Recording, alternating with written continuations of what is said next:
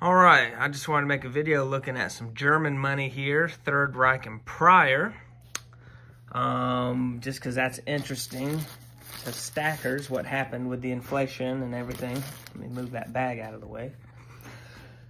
So before the inflation, they had this. This is 2 mark, and you see the date there, 1920. So this would have been before the hyperinflation started in 1921, and that would have been their regular money. And it was like the US dollar. It was just, it wasn't backed by anything, and it could be printed as much as the government wanted to print it. So that, of course, leads into inflation and then hyperinflation, and you got money like this.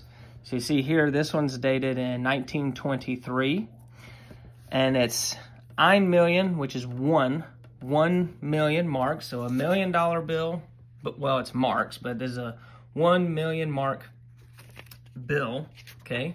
That would have been the money of Germany during the Weimar inflation. And then, of course, here's another one that is 20 million marks, dated 1923. Now, they did have billion marks and 10 billion. I mean, 100 billions, it was just crazy how much they went, but I don't have any of the billion ones. I've just got the 1 million and the 20 million mark from the hyperinflation time. Then what they did was they went over to the Renten mark. So this is a 2 Renten mark. You see the date there's 1937. And they started these, the date here is 1923 of October. And I think it was good until then. I'd have to check and see why there's, the 2 different dates. But this had value because it was tied to gold. And so it would hold its value because unlike this and this, it wasn't just tied to debt or, central banking. You can print as much as you want and enslave everybody in debt. This was tied to something real. It had intrinsic value because it was backed with gold. But a lot of German gold was taken in World War I, so they did have to transition into something else. And what's interesting is they had such an economic boom after the Third Reich started that they were able to make silver money again. So just, from a piece of paper worth 20 million marks, and of course the billion marks that they had, just worthless money to money that's actually more valuable than the silver content. They were making their money from silver. So night and day improvement. And on the coins here, you see they have von Hindenburg with the dates, the years of his life, 1847 to 1934. These all have that. They didn't put Hitler on the money, although they did put him on stamps. And I have some of those with the swastika. And then there's Hitler again and some other German-themed postage stamps from the Third Reich era. But they didn't put him on the money. And here I've got a, this is a 5 mark coin, 1935, and I believe they stopped making those in 1936. And then these are 2 mark, and this one is a 1937, and this one is a 1939. Okay, so World War II, I believe, started in that year. This was pre-war here. And just giving you a breakdown, my notes are a little messy, but the 1937 and 1939 coins, those are 2 mark. They're both 62.5% silver.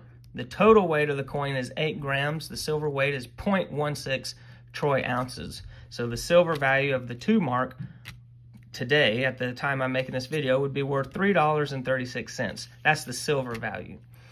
The 1935 5 mark is 90%. So this is a 90% silver coin. 13.8 grams is the total weight. The silver content, that's a slash, okay? It's 0.4 troy ounces, giving it a silver value of $8.39. That's with no collector value, which these carry a high collector value. It's a specific group of people that would collect them. Many people would be offended, but people who like it and would collect it would pay quite a premium on those coins above the silver value. And then I've got the mint marks here. Both of these have a mint mark of A, which is for Berlin. And I'll go ahead and show that to you zoomed in now.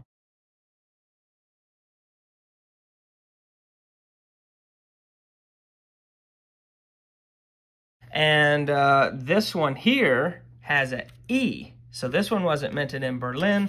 It was minted in, I don't speak German, Moldenhütten. I'm not sure how you pronounce the U with 2 dots above it, but Moldenhütten, I think that's where this one would have been minted. And I'll show you a zoom up of that now.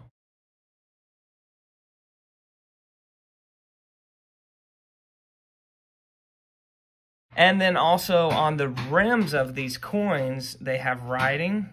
You might not be able to see it there. You can see some of the writing, and I'll show you a zoom up of that as well.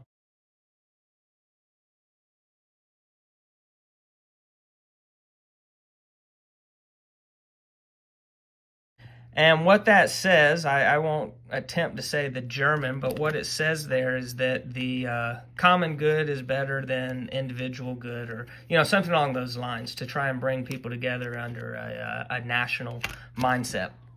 So that's what you've got here. And could America go this route? I don't know, because after this they went back to pot metal coins and stuff. So the money was devalued again after World War II.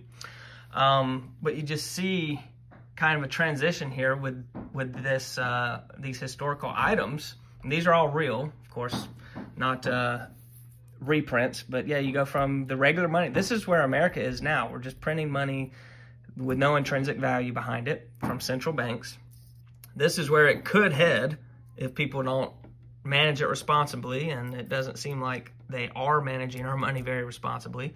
So then people go back to something backed by gold, something with intrinsic value, which could lead to a time of returning to silver money, gold money, money that's actually worth something, because people learn their lesson through this, that you don't want to have this.